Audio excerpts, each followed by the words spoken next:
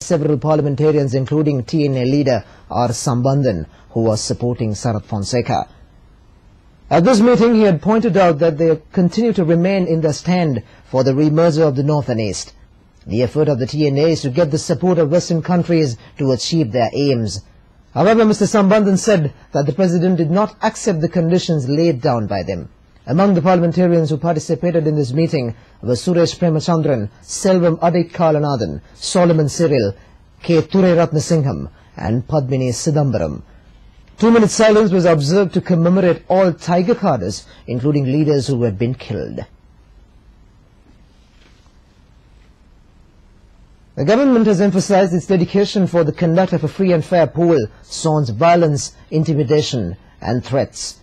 The government said it stands committed to taking all possible initiatives to ensure the same. It said there is information of efforts made by army deserters and anti-democratic groups engaged in violence to create a chaotic situation during the polls. Their main objective is to interrupt the election process and put the blame entirely on the government and factions partial to the government. It has been found that external forces as well as those who were against the country being liberated from terrorism were contributing to this plan. There is a possibility of a revival of terrorism if the country was destabilized. As such, it is the onus of everyone to safeguard the peace that has been gained. Such strategies have been selected due to fear of defeat. The government underscored the initiatives already taken to overcome activities of sabotage and creating a conducive environment for the people to exercise their franchise. Law enforcement authorities will ensure the security of the public.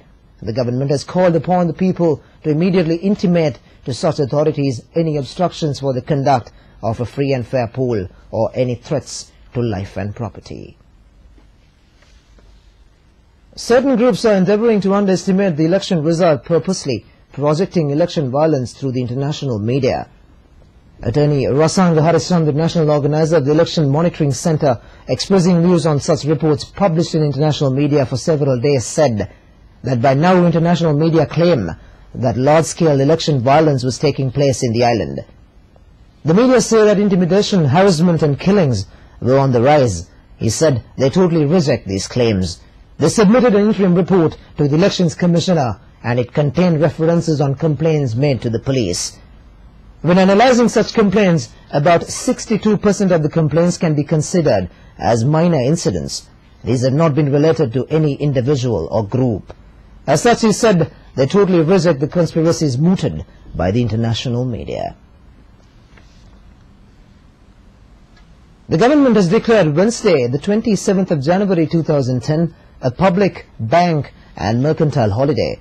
According to a media communique issued by the Department of Government Information, the Minister of Labour Relations and Manpower, Athauda Seneviratne, has requested all state corporation, statutory board and private sector to grant leave to all their employees on Wednesday the 27th. Moving on, Mr. Rohit Abogalagam has briefed the international and other media on tomorrow's presidential polls. In his address, he referred to the national preparations, particularly for the benefit of those who will be reporting on Sri Lanka while stationed outside the island. In his address, he had this to say. President Mahinda Rajapaksa has made it a point to emphasize that those engaging in undemocratic activities during the election would be severely dealt with according to the law. The specific words of the President used were in fact, I open quotes, I will not allow such unscrupulous elements to breach democracy, nor disrupt the peace and coexistence amongst the people under any circumstances, close quote.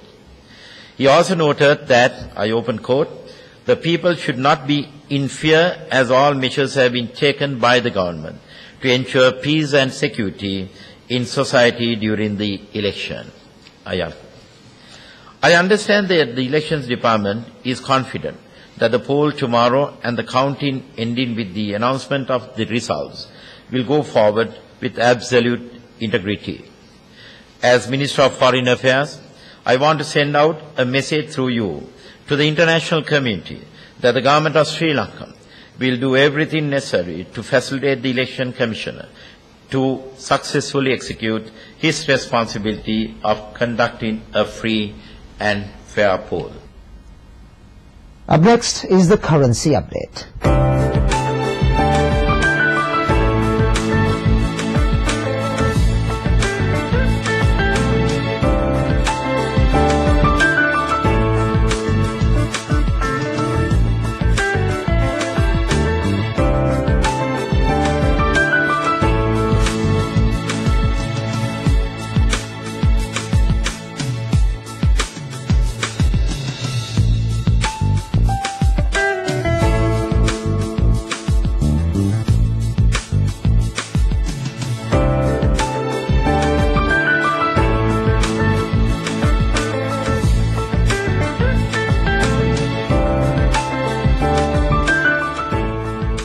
You're watching Prime TV News, and with that, we take you to Prime World.